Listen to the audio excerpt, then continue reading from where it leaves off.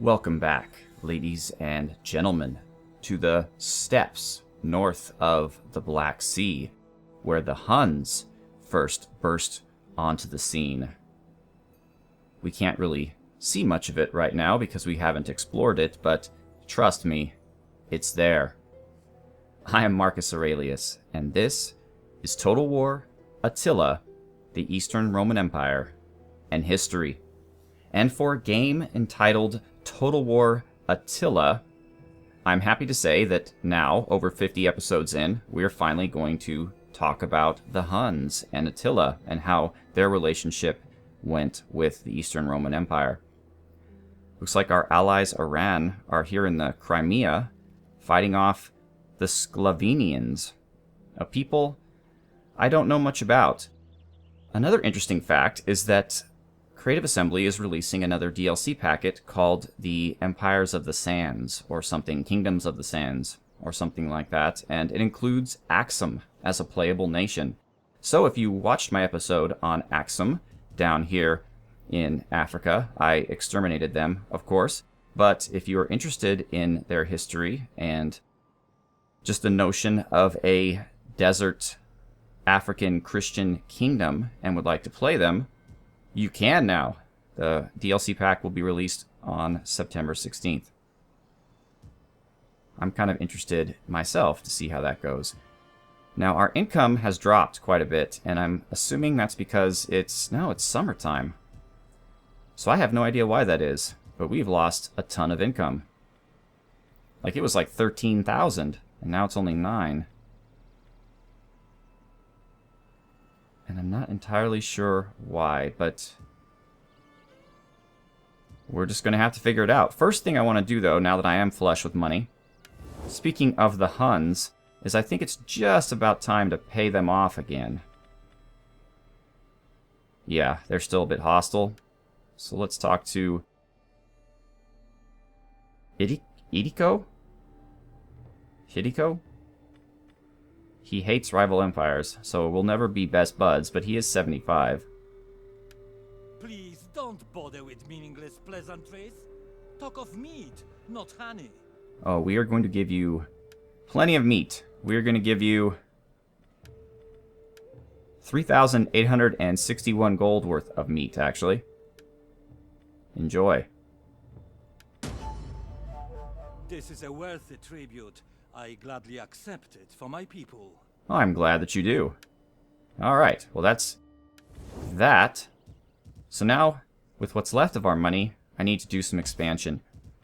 I've been thinking here, Tremontian would probably be the best place for this, to build a ranged barracks so that we can recruit high-end ranged troops, which we do have the capacity to recruit in an area outside of the east. So I'm doing that now. Also, I think we need to pay a bit of attention and show some love to Libya. So what are we going to do here? Let's upgrade. And I guess that's all we can afford to do. Alright, well next turn we can do some more things. But for right now, Legion 8, the Alude, is heading for Trapezus, where we are going to take it back. So that, from the beginning, our borders have maintained stability. Next turn we'll hire some mercenaries and take the city back, and that will mean that we have not lost anything since the beginning of our campaign. Next, we're going to continue our southerly march. Let's go to Hira, actually. I don't know why Arcadius can never move anywhere. It's really annoying. I mean, it looks like he can move all the way down here, but for some reason, going in this direction just isn't working for him. So, can this legion take it out on their own? What kind of garrison are we looking at here? Will it even tell us? Maybe we have to get closer. Oh, yeah. Good night, Gracie.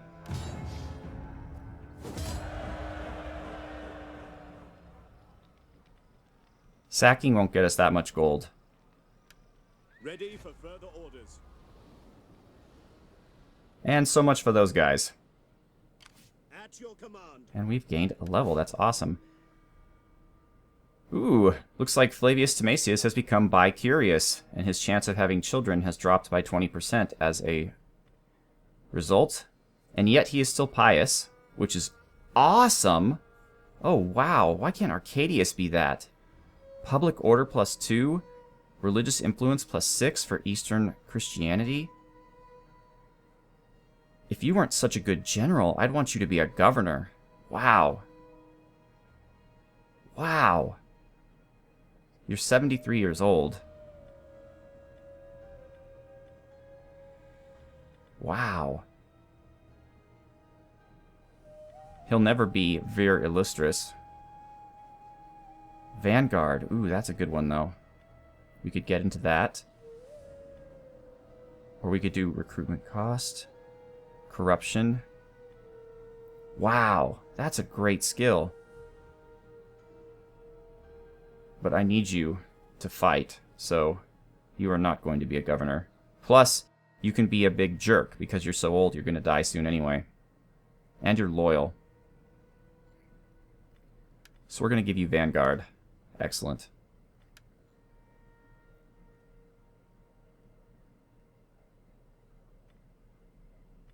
Ooh, we haven't upgraded these guys yet. Perhaps we should just walk over into our allies' territory next turn so that we can do that.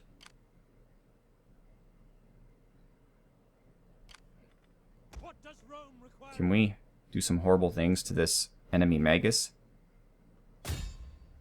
Let's assassinate him. I will. Critical success. He is dead. That's what I like to see. How can I serve the people of Rome? Good job, Eastern Rome. How may I serve you? Ah, our spy is back.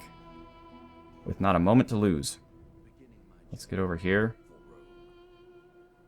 And I'm actually using him as a spy, believe it or not, just to see that there aren't any armies coming at us from this angle. How can I serve the people of And the Rome? kings of Axum are back. He is somewhat loyal, still upset that an office has been given to a subordinate. That's not what I wanted to do. But that's okay.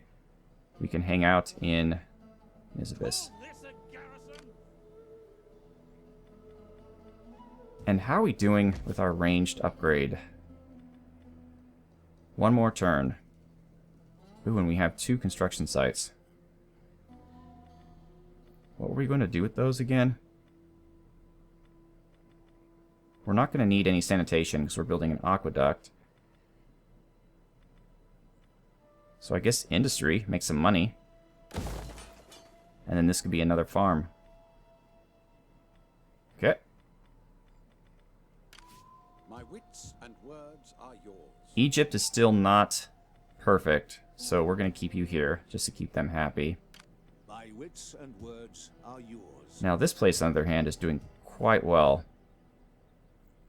We're going to move you back across the border here Lead to Rome. and help improve this region. I'm sure they'll be happier once we take Trapezus back, and we can upgrade this to an aqueduct. That'll make them happy, and our capital we can upgrade to a governor's estate. Those are ways that we can make those people happier. Fleet reporting. Rufinus. Actually, Rufinus. Let's finally take Corrales, shall we? Because it looks like... well, we're 1 turn away from the Balne. Let's see what happens if we leave. Embarking. Dang it! Going aboard. Yes. Alright, well, we'll hang out for 1 more turn. And then at that point, hopefully, they'll be somewhat happier. Not a lot, though, because it's only going to give +1 to public order, and they're like down 9 if I leave. Why are you so unhappy? I've done everything I can. I've upgraded the city. I've upgraded the Balne. I mean, there's really not much else I could do. Sanitation is 7, so a net gain of 5. What's the problem here? Immigrants is the main one. Religious differences and taxes. So removing taxes won't help because that'll just take it down to like -5. And I don't think there's much I could do about immigrants. I mean, that just is something that happens. You have no control over it. Making us more money, though. So Rufinus is going to stay where he is. What does Rome require of me? Saviors of Rome, let's put down the rebels. Attack! For Rome! And how?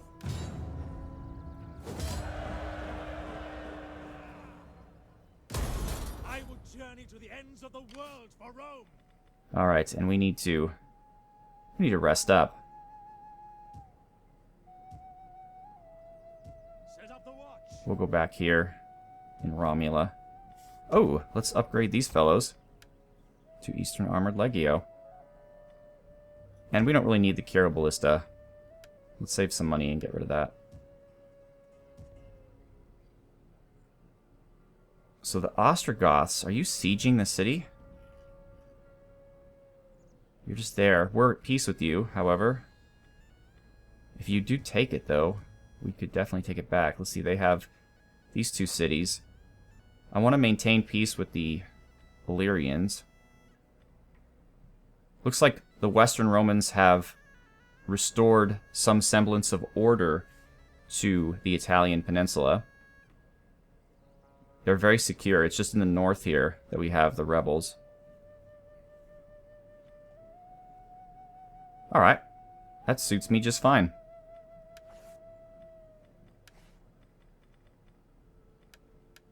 How can I serve the people of Rome? Flavia Felix. Let's just go for a march. You have further orders? Okay. And that's everyone. Okay. We're 4 turns away from Commerce Law, which actually won't do anything for us because we barely even have a food, the original food place, the food market, so a food emporium is useless. We're never going to have a slave market. And a wine market, I think, causes public order problems, so there's no benefit to us in this. If I had planned this out better from the beginning, I could have had more industrial buildings to bring in a lot of wealth, like pewter manufacture. This will lose us natural philosophy. So this will not lose us the aqueduct. So we can invest in this to gain some religious influence. We're not going to build a library, theater, or amphitheater anyway. Concrete is the one we do not want to lose. That's this one. All right.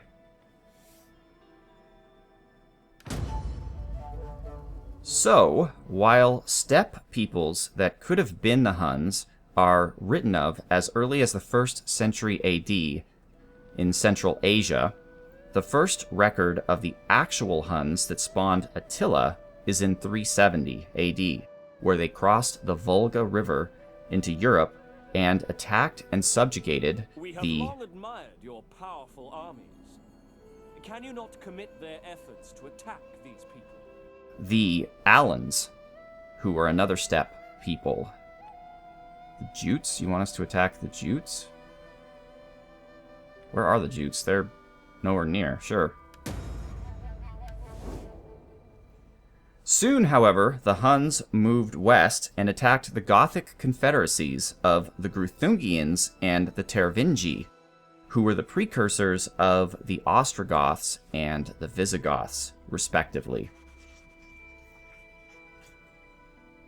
It was at this time that they entered the Roman consciousness, as Gothic refugees fled toward the border and asked the Romans for asylum. Ask for an attack on these people as soon as can be arranged.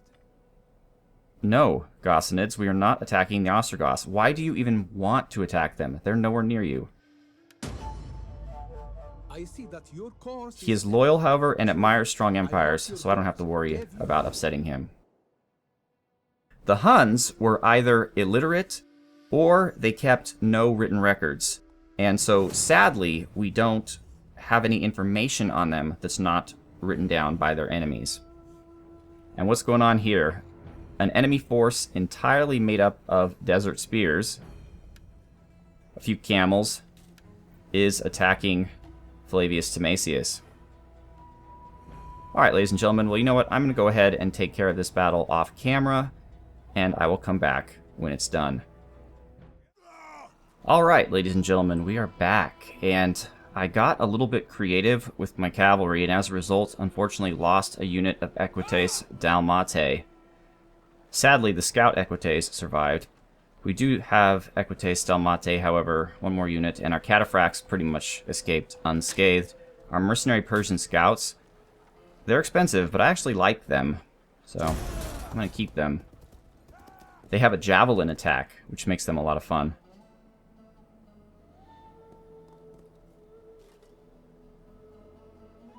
And it looks like they rebuilt Hera. That's just foolishness. We're just going to raise it again. Anyway, Ammianus Marcellinus, who we've spoken about before, he refers to the Huns as abnormally savage. And he mentions that they make deep cuts on their face as children. And he stated that they are so prodigiously ugly and bent that they might as well be two-legged animals. And the Alamans are gone. Zamir is deceased, and Alquama. The Astia is still balanced toward rebellion. Yeah, we'll just do political favors. Ooh, here's a problem. This guy doesn't have enough influence to secure his own promotion. That's okay. Arcadius will do it. I'd rather... Well, control's pretty good. Nah, I'd rather lose influence. Political favors. To Detanus, does he... So Dominion's actually rather low. Power's balanced. You're not that good of a general anyway.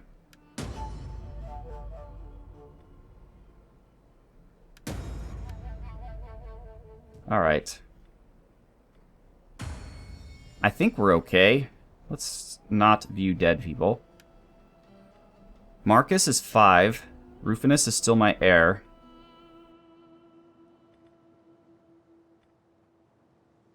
Cato and Anicius Probinus are still loyal enough. Cato's a governor. So now, Ancinous Probinus, this guy who's barely loyal, is now my highest ranking commander, which is good for us because it gives him influence, and he's in my family, so that helps our family. And it also gives him integrity. Oh, it gives integrity to all forces in the entire empire. And a particular bonus to his commanded force of 10 in defense. So that's great. But he's still a little pissy pants about something being given to a subordinate. Yeah, office being given to subordinate. I think, honestly, I don't know for a fact, okay, but I think this mechanic is broken. Because right now, there was no one in the Empire who is even close to the rank that this guy is. And yet, he goes from being 8 loyal, which means like super loyal, to being almost seditious. What, because I gave this guy Imperial Master of Foot 2 rungs down? That doesn't even make sense. So, either I just don't understand how it works, which is entirely possible, I suppose, or CA needs to go back in here and rework this, because it doesn't make any sense. It just, at least to me, it doesn't make any sense why he would still be upset that a subordinate has been given office when nobody in the entire empire has been lavished with as much honors as I have given him. So there you have it. Alright. Where did I want to spend that money again? Libya?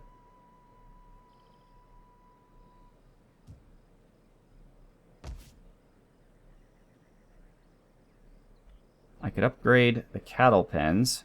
That'll raise squalor a bit. Will it raise it by... Alright, so this place will now become squalorous as a result. Let's go with an reservoir. Alright, the islands. Let's get some more wheat fields. Although food's looking good again. How's Macedonia looking? We can have a fishing wharf. Fishing wharf. Fishing wharf. Or we can upgrade to a governor's estate. No, Thessalonica's loving life right now. What about these guys? This could use a governor's estate. It could also use an aqueduct. Let's start with the estate. Alright. So with our remaining coin, let's get some ranged mercenaries. I guess Persian hurlers are all that's available to me. So it goes. And Trapezus. Wait, who are you guys? The Abazgia. You also have this town up here. Yeah, I'm not threatened by you.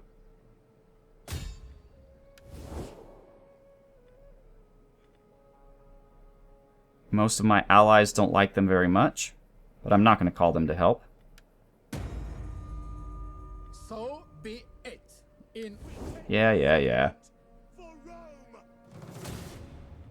And...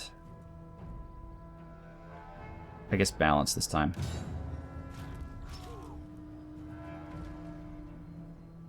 Alright, and this legion has bloodied themselves for the first time. And we're going to occupy. Alright, Legion 8, Alude. Good work, man.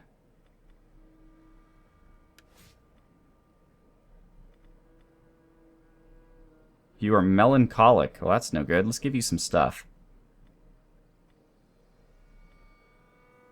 Attrition. Charge bonus for commander's unit. Morale and armor for the commander's unit. Campaign movement plus 10. That's very helpful. Plus 5 for melee infantry recruits. Yeah, we're going to give you the sandals. Next. Morale when in own or allied territory. Line of sight and spotting. Recruitment and upkeep cost. Authority and aura. Morale plus 10 for Greek Christian armies. That would be very useful against the Huns, who give a morale negative of 10 for Christian armies. But that's just not very useful when we're not fighting the Huns, although more morale is always better than nothing. Let's do it. And finally, fatigue rate. Ooh, I like that. Ranged infantry. He doesn't have much of those, though. Morale versus Eastern Empires. That would be useful. Wealth in the local province. Not that useful. Cunning and battle movement speed and research rate. Ooh, yeah. You're not going to really be fighting a lot, so let's improve our research rate. We can improve integrity. But let's do this one first, because it gives us authority as well, and this gives us cunning. Alright, excellent. So we are going to... Next turn we're going to convert this. In the meantime, I don't want military jetties. Let's get rid of that. Ruined building. I guess we have to destroy that too. And fields. We'll repair that. Okay. Excellent. Alright, ladies and gentlemen, well, we are out of time. So next episode we will continue along with this turn. We will continue discussing the Huns and their relations with the Eastern Romans. And we'll, of course, continue slapping the Persians all the way back to India. So once again, I am Marcus Aurelius. Thank you so much for watching. Have a good one.